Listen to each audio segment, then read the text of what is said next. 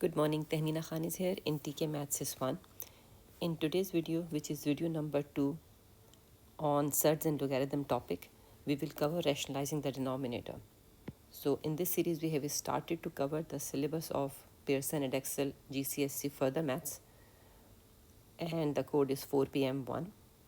We have started with this topic. In the last video, we have completed surds.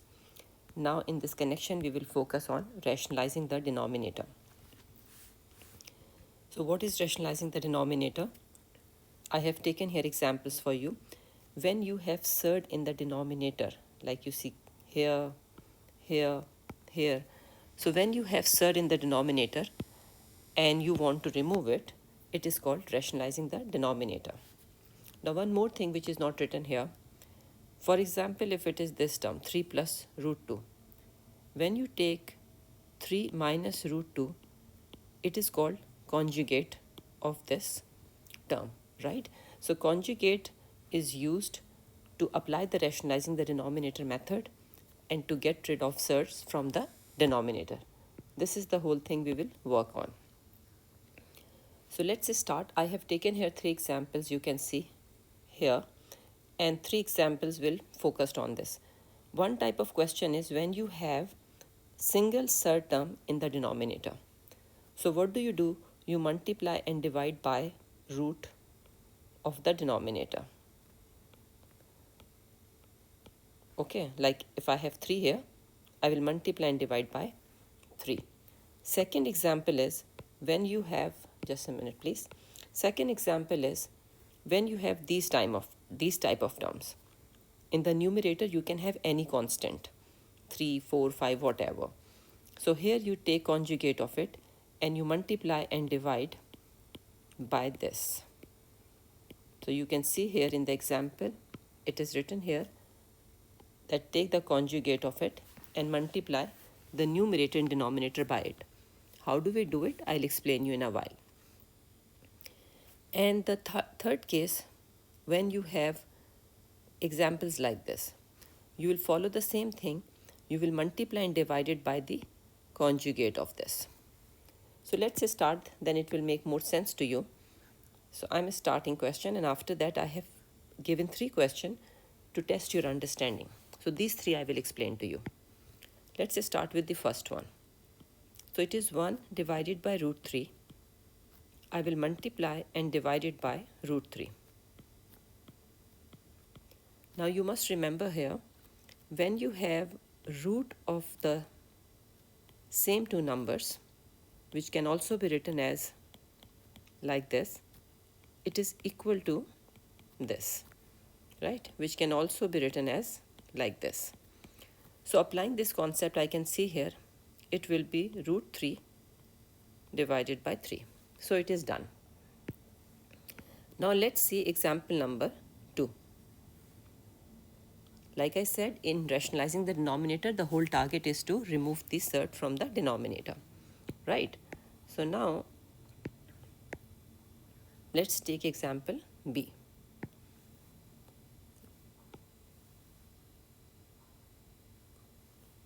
So it is 1 divided by 3 plus root 2. We will multiply and divide by the conjugate of it. It is 3 minus root 2. Now if you look at the denominator, what does it remind you? Does it remind you something like this, a plus b and a minus b? Because if you see, this term is same as this term is same as this, and the difference is of sign. So it is exactly like this term. And this algebraic identity you have done earlier, most probably in class 9. It is equals to a square minus b square. So what will I do here now? In the denominator, 3 square minus root 2 square. And in the numerator, you will have 1 times 3 minus root 2, same. Mostly these questions, when they are asked in the paper, it is written there without using the calculator, show the all stages of your working. Now examiner knows that you have a calculator with you because this is calculator based paper. So when these instructions are written there, what does it mean? it means you have to show all the working. So do not skip any step here, you might lose marks. So try to do each and every step. So now in the numerator I have 3 minus root 2, and this will be 3 square is 9 minus 2, because root 2 square is 2. So finally I will get 3 minus root 2, and 9 minus 2 is 7. In case if the question says give your answer in the form of something like this. So what does this mean? You have to split it one more step, and that is 3 over 7 minus root 2 over 7. So don't forget this. Read the question carefully. In which form examiner is asking the answer, provide the answer in the same form. But if it is not written, then you can stop here. Okay. So now let's see the last example, and after that it will be the time to assess your understanding. Just give me a second. Okay, so now this time I have root 5 plus root 2 divided by root 5 minus root 2. I will take the conjugate of it, which will be what? Root 5 plus 2, because conjugate of the denominator we take, right? Root 5 plus root 2. Now if you notice here, this is two term, these are two terms, so it's better to write it in the bracket to avoid any confusion. Now in the denominator, again it is reminding you the term a plus b, a minus b. So I can write it here, root 5 square minus root 2 square. Okay, like I said, a minus b bracket a plus b. This is what we are doing, which is equal to a square minus b square. So now in the numerator, the terms I have to multiply them, because there is multiplication between them. So this will multiply by this. Root 5 times root 5 is 5. Root 5 times root 2, be careful about sign, is 10. Then root 2 times root 5 is again root 10. And last, root 2 times root 2 is 2. So finally what did you get here? 5 plus 2 is 7. And because there is no number, it means it is 1 here. So I can write it as 2 root 10 divided by what it will be. In the denominator you have 5. Just a minute. 5 minus 2. Right. So now this one will be 7 plus 2 root 10 divided by 3. So this working is complete. So now I am showing you 3 questions and you will try to complete it.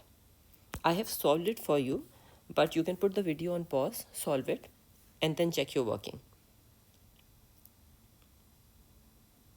And I cannot hold the video because it will get longer. So I am showing you the answer now. Okay. So 12 root 3. I hope you have gotten the correct answer. I have helped you here to recall the concepts. Similarly, in this one, you are absolutely right. The conjugate is root 3 minus root 6. Correct? So your answer is 2 minus root 2. Last one.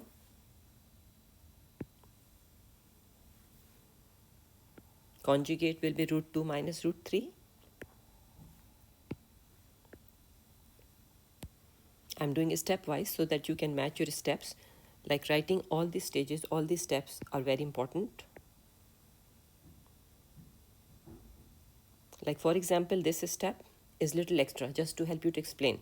Otherwise, the next step which I'm showing it to you, you can write directly this step. So you can avoid this step if you're good at mental maths. Otherwise, if you think you can make mistake, then please show each and every step. Okay?